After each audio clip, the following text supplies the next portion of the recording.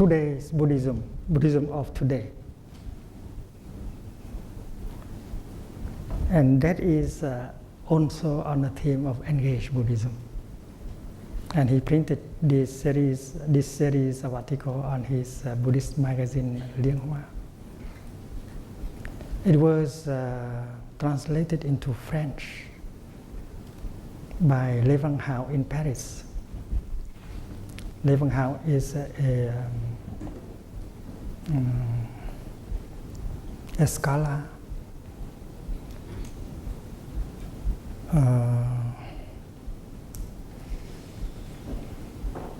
who lives in Paris, and the title he took for the book is Aujourd'hui le bouddhisme. Aujourd'hui le bouddhisme.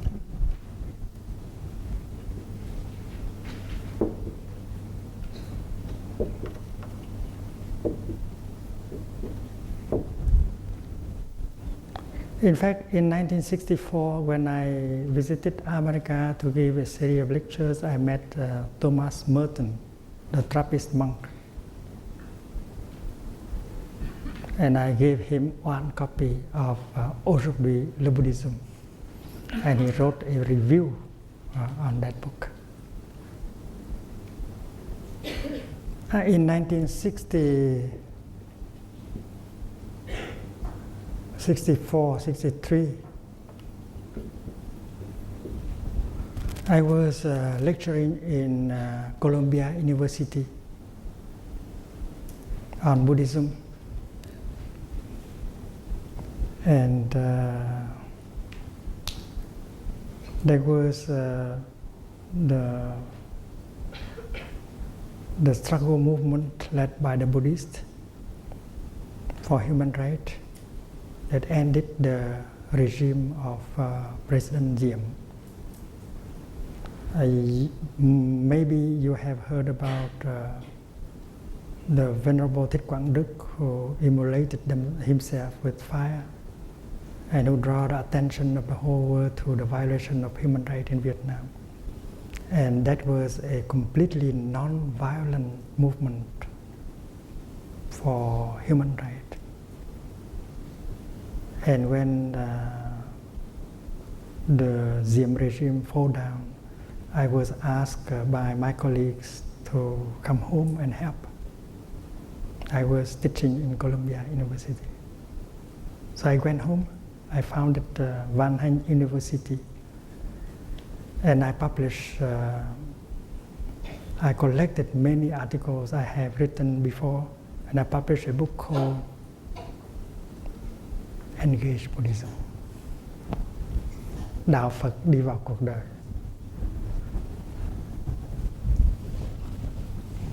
I think this is the first time you have these informations. Đạo Phật đi vào cuộc đời.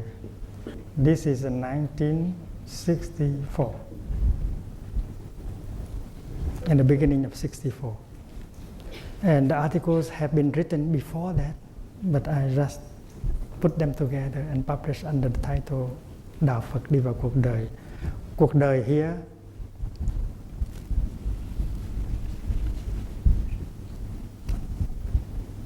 is a life, a society, written in Chinese. And đi vào means to enter. So this is the real words that was used for engaged Buddhism in Vietnam. Đi vào cuộc đời, entering into life, social life, into life.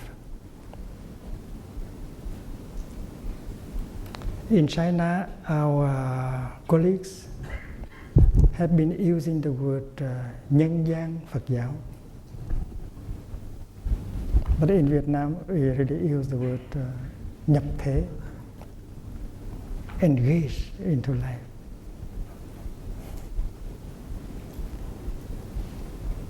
And 6 months later, I produced another book called Đạo Phật hiện đại hóa.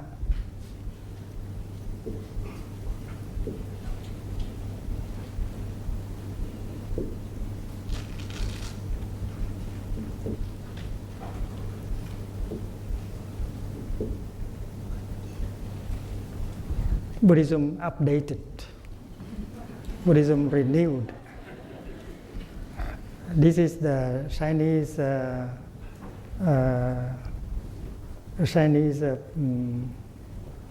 hiện đại.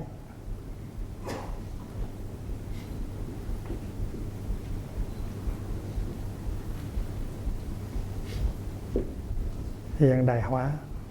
Buddhism make actual, the actualization of Buddhism. So all these terms, all these documents have to do with what we call engaged Buddhism. So engaged Buddhism, as we have said, the first meaning of it is the kind of Buddhism that is present in every moment of our daily life. While you brush your teeth, Buddhism should be there. While you drive your car, Buddhism should be there. While you are walking in the supermarket, Buddhism should be there. So that you know what to buy and what not to buy.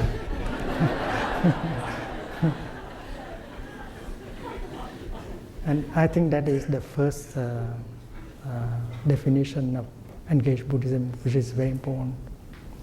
And as we know that Buddhism, engaged Buddhism, is the kind of Buddhism that responds to anything that happened in the here and the now. What happened in the here and the now is global warming.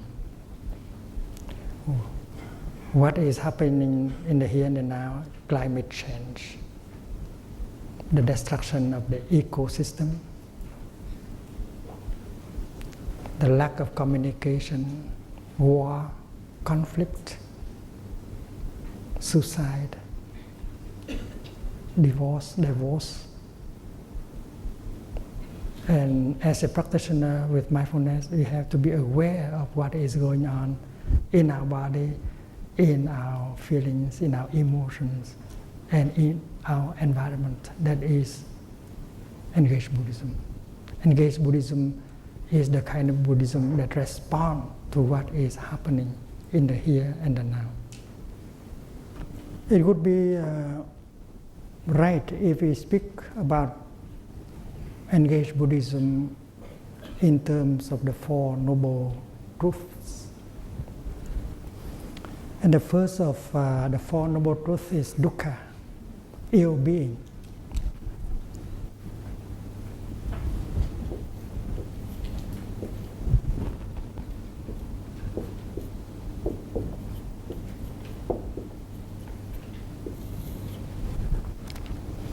In the old time, Buddhist teachers speak of the first noble truth, dukkha, in terms of old age is suffering, sickness is suffering, death is suffering, separation with those you love is suffering, you have to live with those who you don't love is suffering.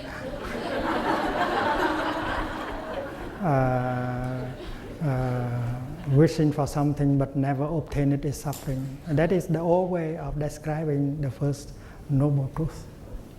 But now, as we practice mindfulness, we have to identify the kind of ill being that is really there in us and around us.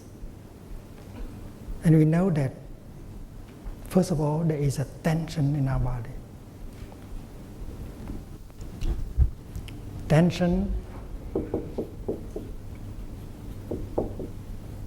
stress, a lot of anxiety,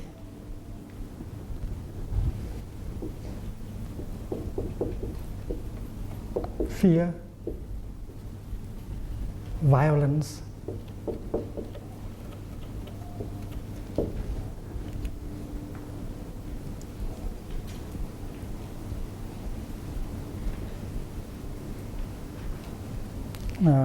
broken families,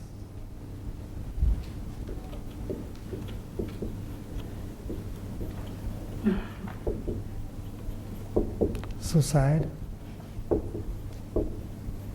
war, conflict, terrorism,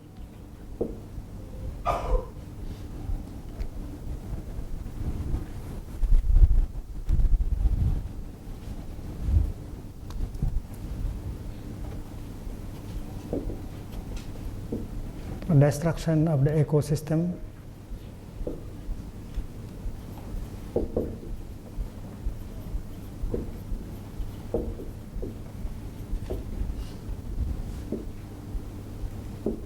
global warming, and so on.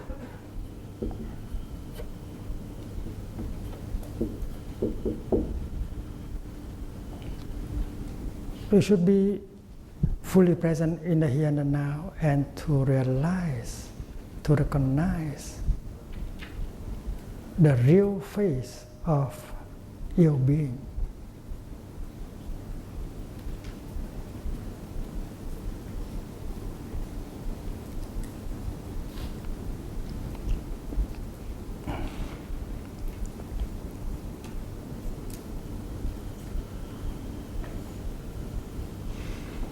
The usual tendency, the natural tendency is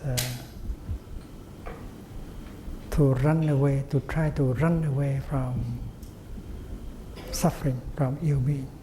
We don't want to confront, we don't want to recognize them. That's too much for us. So we try many ways in order to turn around to the truth. We try to escape, we try to run away. But the Buddha advised us not to do so. In fact, he encouraged us to confront the suffering, to recognize the suffering, to look deeply into the nature of the suffering in order to learn. And his teaching is that if you don't understand suffering, you cannot see the path of transformation, the path leading to the cessation of suffering. And all of us know that the first noble truth is ill being, and the fourth noble truth is the path leading to the cessation of ill being.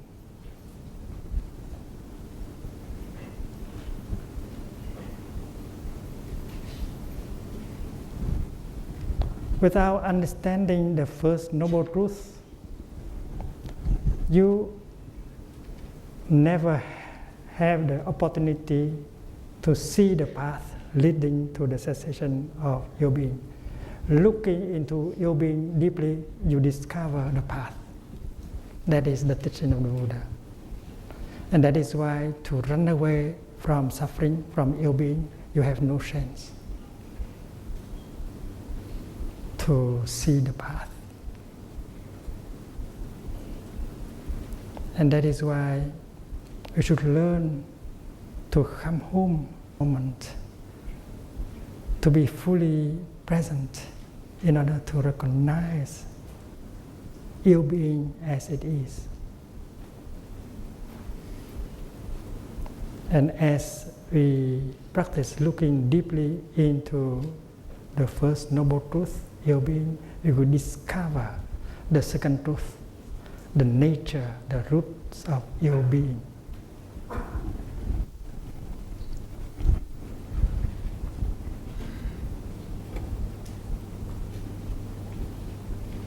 The nature of ill being, the making of ill being.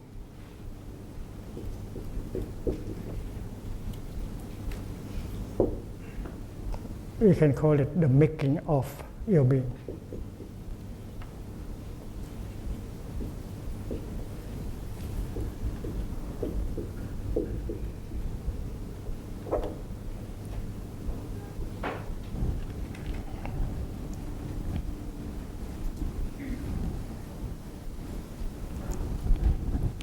In fact, Looking deeply into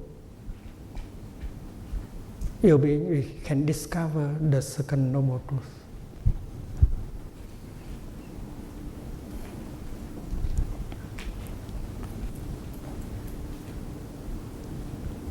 We have so much to do. We have so much to achieve. As a politician, as a businessman, even as an artist, we want to do more and more and more. We are craving for success. We do not have the capacity to live deeply each moment of our daily life. We never allowed our body to relax. We don't give our body a chance to relax in order to heal. Thick life is the cause of so many tension, stress, anxiety, and so on. If we know how to live like a Buddha, dwelling in the present moment, allowing the refreshing and healing elements of life to penetrate, to nourish us, to heal us, and then we will not become victims of stress and tension and many kinds of diseases. So we can say that one of the roots of ill-being is the incapacity to live our life deeply in each moment.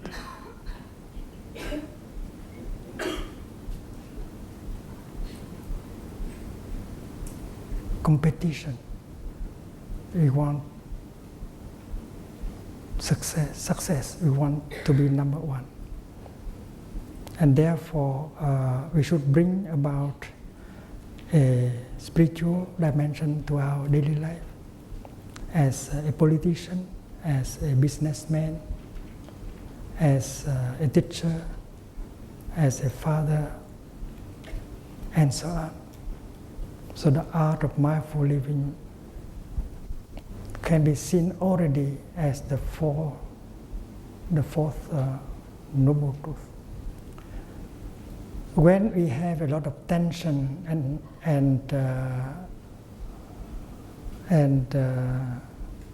irritation in us, we cannot listen to the other person. We cannot use loving speech. We cannot help each other remove wrong perceptions. And therefore, wrong perceptions give birth to fear, to hate, to violence, and so on. So we have to identify the causes, the roots of our ill-being. This is a very important work.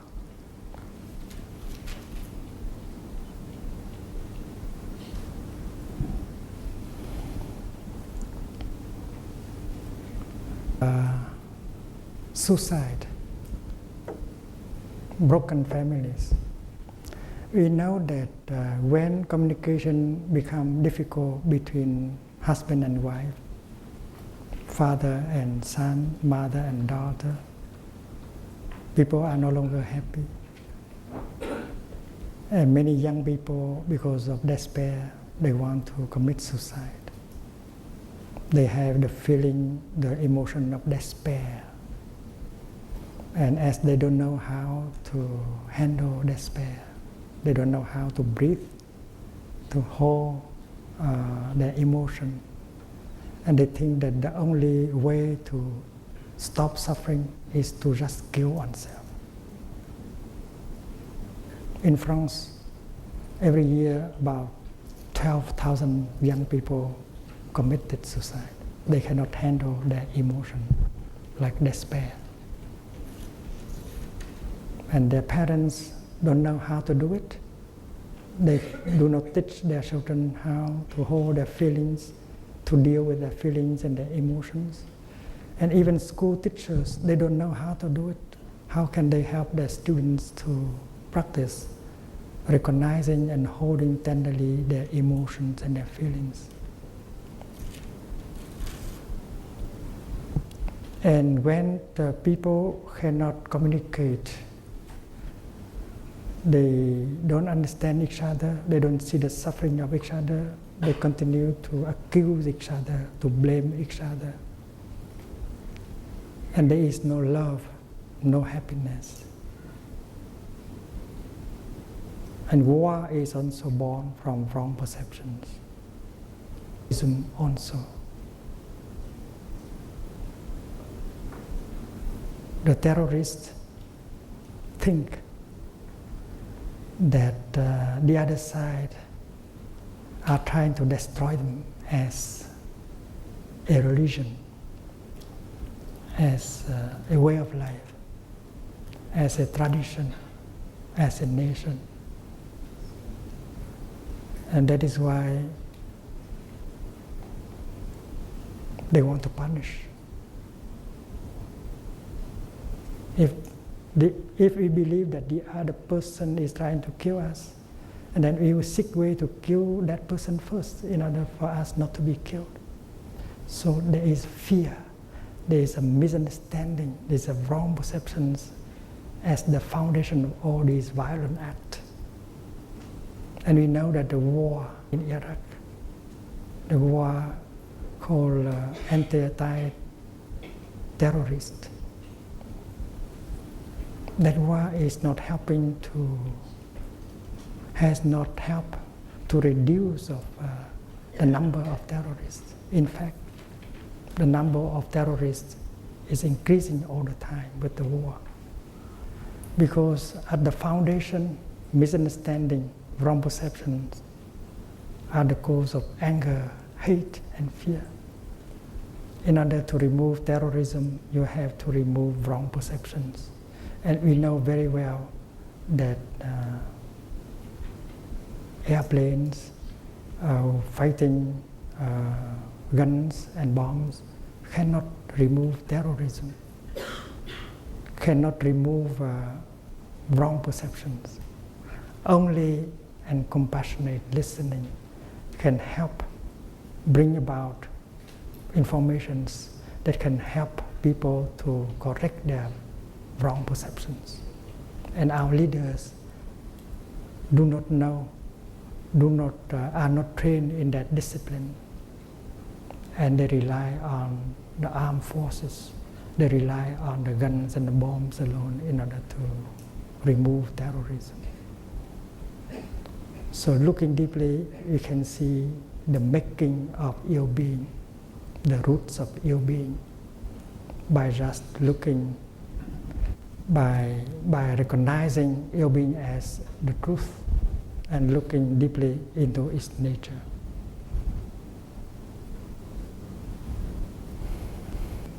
There are developing countries. There are countries like China, India. Population is very large. And now many people have a chance to consume, because in the past they was not able to consume. So they need energy, they need gasoline, they need electricity. And the amount of oil, the amount of energy we can produce is limited. And the industry of meat making has been destroying a lot of our ecosystem,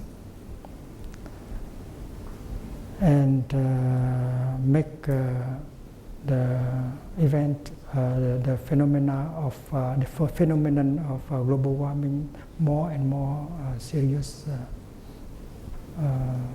every day.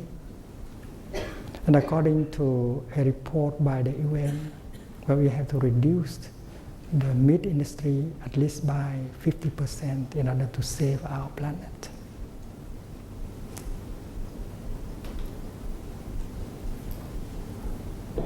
I have written a letter to my friends and my disciples, urging them to reduce the eating of meat at least 50%. Vietnamese Buddhist tradition, many people eat vegetarian 10 days a month. I urge them to add at least 5 more days, 15 days a month. So when I look into the first noble truth, ill-being, we discover the roots of ill-being. And suddenly the path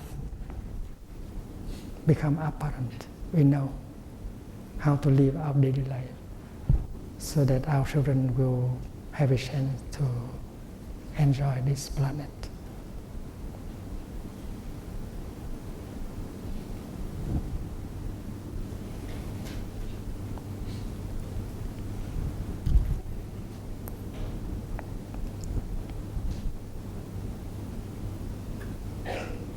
That is the truth about the path. Can be seen, the fourth noble truth can be seen when we practice looking deeply at the first and at the second.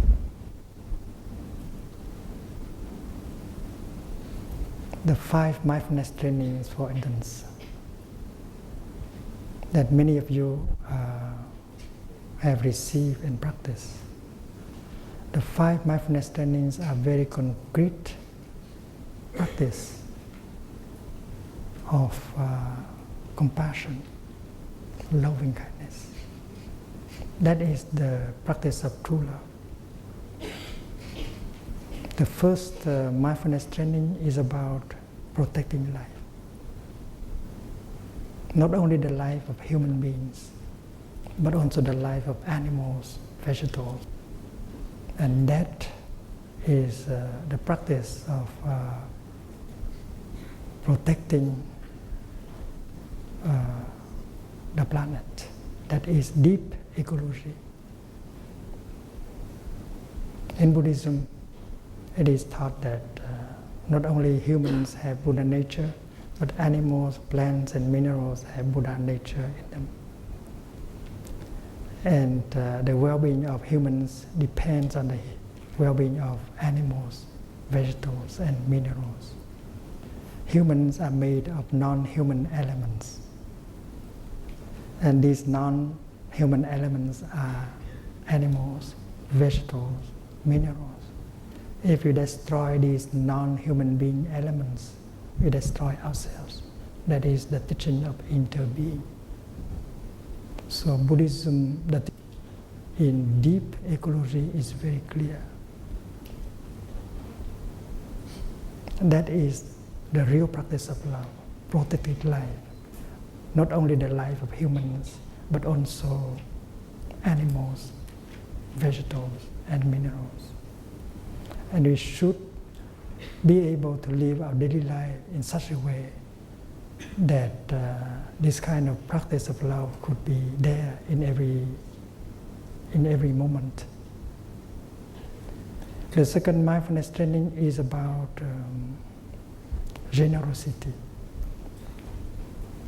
How to not to possess anything that do not belong to us, and use our time, our material resources.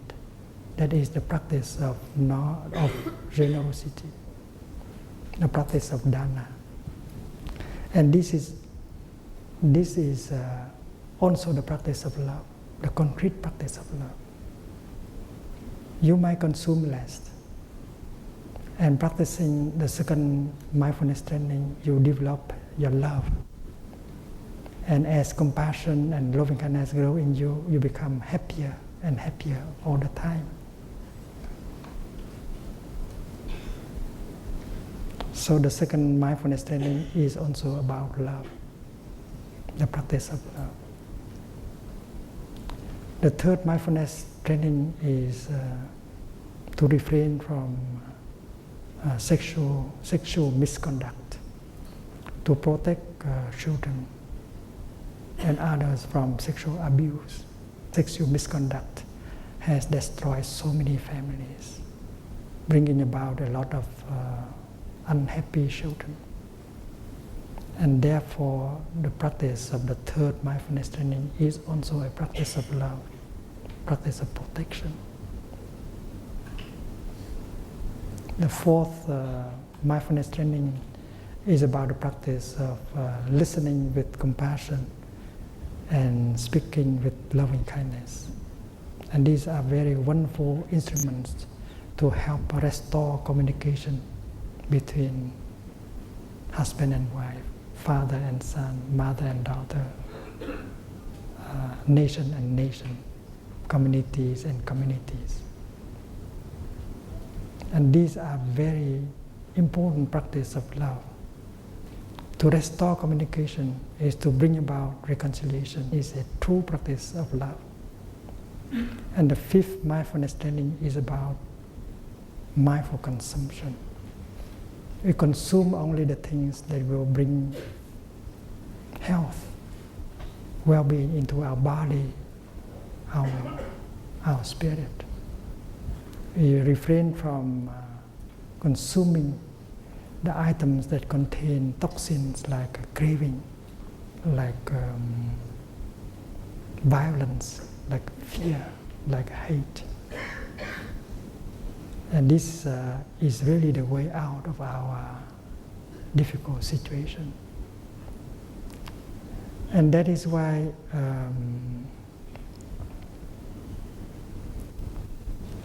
the path leading to the cessation of being should include the practice of 5 mindfulness. In the practice called the Eight Noble Path, the Buddha recommend right view. Right view. Right view is fundamental.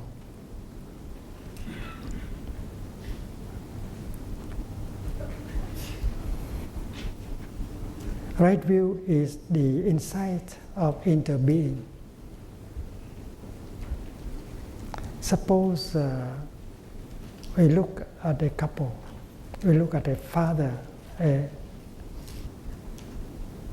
and the practice of looking deeply allowed us to see that the son is the continuation of the father, and the father is full with 2 leaves. And you don't see the seed of corn anymore, but the seed of corn has not died. The seed of corn is still alive in the plant of corn. And if you are smart, you can still see the seed of corn in its new form, the new plant of corn. The same thing is true with the father and the son. Look into the son, you see the father. And you see that the suffering of the son must be seen as the suffering of the father. The happiness of the father can be seen. And looking deeply like that, you discover the truth of interbeing. Happiness and suffering are not individual matter. When your father suffers deeply, there's no way that you can be happy. When your son suffers deeply, there is no way that you as a father can be happy. So you touch the truth of no self between father and son. You touch the truth of interbeing between father and son. And that is part of what the Buddha called right view, right insight. Impermanence, no self, interbeing. And when you have got that in kind of sight, your thinking will become right thinking. As a practitioner, when you produce a thought, you should be aware of the nature of that thought. Because thinking is one of the 51 mental formations. When you produce a thought, that thought might be compassionate, might goes in the direction of understanding, compassion, non-discrimination. And that thought by the Buddha as right thinking. And as soon as you produce such a thought, you feel wonderful within your body and your mind. A thought of compassion, non-discrimination, loving kindness has the capacity to heal yourself and to heal the world. And that is why a good practitioner is capable of producing many thoughts like that every day. Right thinking is thinking in the direction of non-discrimination, no self, impermanence, interbeing. Because right thinking is based on right view. When full of anger, the willingness to punish, the willingness to cause harm, and that is not right thinking. And that thought is harmful to your health and harmful to the health of society, of the world. That's wrong thinking. And this is part of the path leading to the cessation of ill-being, right view, cultivating right view. And right view you can get by the practice of meditation. Mindfulness, concentration, and insight help you to touch the truth of interbeing, the truth of no self. Right view also help you to produce right speech.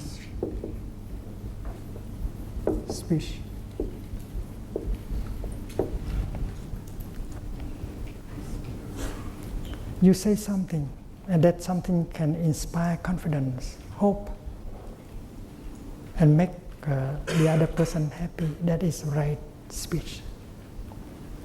And when you are able to write a letter full of love, forgiveness, kindness, you feel wonderful within yourself.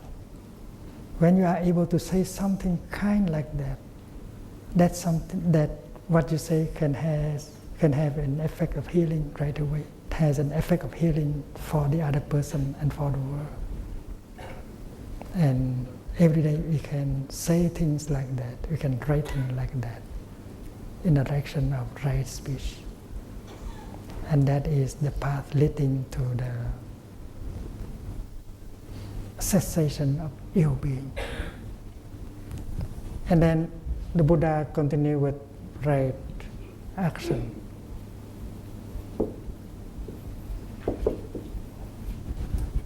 Right action is the kind of action that protect, that support, that help, that save. And when you take an action like that, you feel wonderful. The healing is taking place in you, and the healing is taking place in the other person, in society. That the fourth noble truth, the path leading to the cessation of ill-being, is something very concrete, like right thinking, right speech, and right action. And we know very well that the 5 mindfulness trainings are about right thinking, right speech, and right action. And if we can apply this teaching into our individual life, into our family life, at the workplace, in our community, and then we can end a lot of sufferings. So, a few examples in order to show us that engaged Buddhism could be understood, could be seen in the light of the 4 noble truths. Engaged Buddhism is the kind of Buddhism that responds to suffering, that responds to ill-being with a noble path.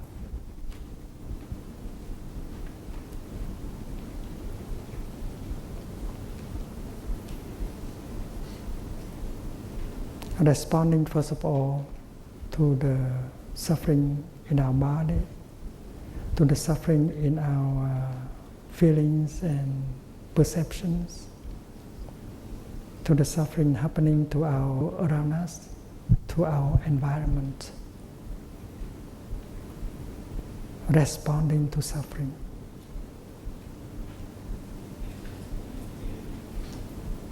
Helping living beings in countless ways. That is the practice of Avalokiteshvara.